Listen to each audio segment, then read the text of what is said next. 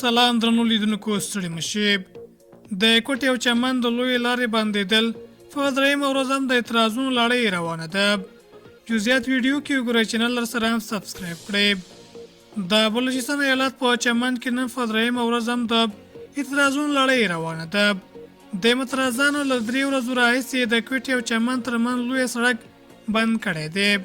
دوی خبرداری ورکړه چې تر څو یې غوښتنې ونه منل شي د کوټې چمن لویه لاره به خلاصه نه کړي. په چمن کې روان پرلت 2023 میلادي کال اکتوبر میاشتې راهیسې پیل شوی او ګډونوال یې غوښتنه لري چې افغانستان ته د راتګ لپاره باید د ویزې او پاسپورټ د لرلو شرط لري شي، خو د پاکستان حکومت یې نه مني.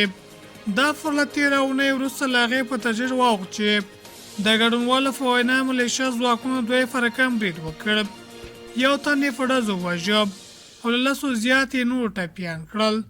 پرلتوال لومړی دا مړی د احتجاج لپاره د مرستیال کمیشنر دفتر مخې ته ایښی و، خو پرون یې بیا خاورو ته وسپاره.